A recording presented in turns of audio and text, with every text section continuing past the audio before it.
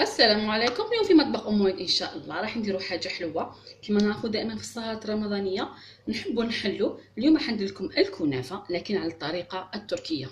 الحقيقه يعني الطريقه دي شفتها يعني كليتها في محل وعجبتني بزاف وحبيت اني نديرها لكم.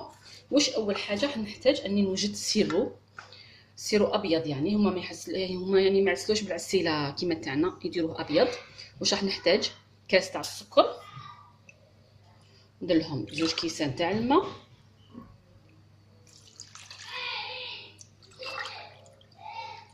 اذا ندير لهم شريحه تاع ليمون ونديرها فوق النار حوالي 10 دقائق، يعني مش حنحتاجو يكون ثقيل بزاف وماشي خفيف، يعني وسط. نطفي عليه ونعاود نرجع لكم.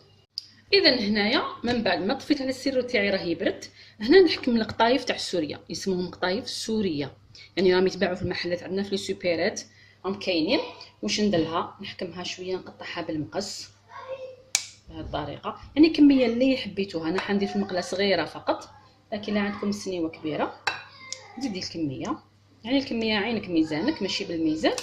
نحكم ان غوبو معنا نشوفوا، وندير هذوك القطايف تاعنا لداخل، نطحنهم رقاق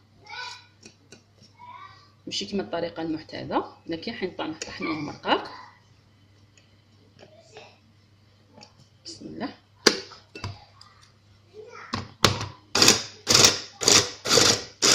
غير بالعقل.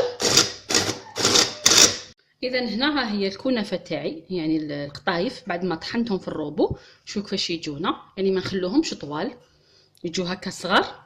من بعد واش ندير؟ هنا راهي عندي كميه تاع لا مارغرين اللي كنت ذوبتها ونديرها على الوجه، يعني نديروا الكميه تاع الليدام حتى يتشمخوا لنا كامل هذوك القطايف تاعنا، يتشمخوا بليدام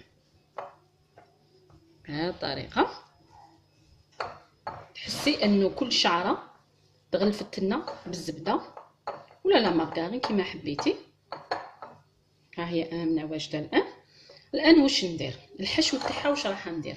انا الحشو عندي الجبنه تاع الموتزاريلا، راهي تتباع يعني في كل المحلات بالميزان كيما انا الطرف، يعني هذا طرف مدور طاح لي ب21 الف، يعني ماهوش غالي بزاف. واش هو البديل تاع الموتزاريلا؟ كاين اخوات راح يقولوا لي انه ما عندناش الموتزاريلا. واش هو البديل؟ تقدري ديري المكسرات كيما تقدري ديري، تحكمي الحليب تاعك تروبيه، من بعد تحطيه فوق النار، تشعلي عليه النار، كي تشوفي هذاك الحليب هذاك انفصل يعني طلع الابيض للفوق وبقى الماء، صفيه عصريه مليح ونستعملوه في بلاصه الموتزاريلا. يعني عطيت لكم البديل تاع الموتزاريلا واش ديروا.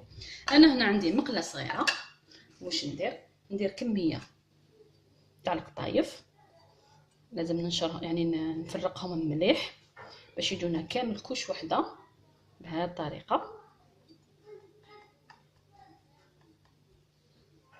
اذا ندير من بعد واش ندير كميه تاع الموتزاريلا، لكن غير في الوسط ما نخرجوهاش لبرا. علاش خيرنا الموتزاريلا؟ لانه من نوع الفرماج اللي يعني ما يذوبش، يعني الا داب يقعد تما ما يسيلش. الا درتي النوع تاع الجبن اللي يسيل ويخرج مش راح تنجح لك الوصفه. اذا ندير كوش تاع الموتزاريلا،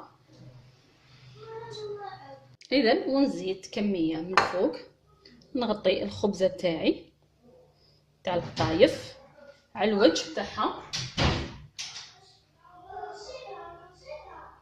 اذا نغطي كامل هذيك الموتزاريلا. اذا من بعد نسقمها مليح بيدي، هذوك الاطراف ندخل هذوك الشعيرات هذوك اللي خرجوا، نخبزها مليح غير بيدي فقط، لانه كي ترحيل هذيك الكنافه تاعك نرحوها مليح راح تجيك سهله في الخدمه، ماشي كيما تكون شعرات طويله. اذا نخبزها مليح كيما رانا نشوفوا بهذه الطريقه ونديرها فوق النار ونعاود نرجع لكم. اذا هنايا درتها فوق النار كما رانا نشوفوا، نخليها تاخذ لون ذهبي باش نقلبها. اذا الان بعد ما تحمرنا ملتات راح نقلب الخبزه تاعي تاع القطايف. واش نديرها في الصحن بهذه الطريقه، من بعد نقلب عليها المقله بهذه الطريقه ونزيد نخليها تزيد تحمر الجهه الثانيه، من بعد نحيها ونرجع لكم. اذا هنا بعد ما طابت لي نسقيها يعني مباشره. الكنافه تاعي يعني الطيف تاعنا راهم سخونين، ونسقيها بهذيك الشربات، ما تكونش عاقده بزاف كما وصيتكم.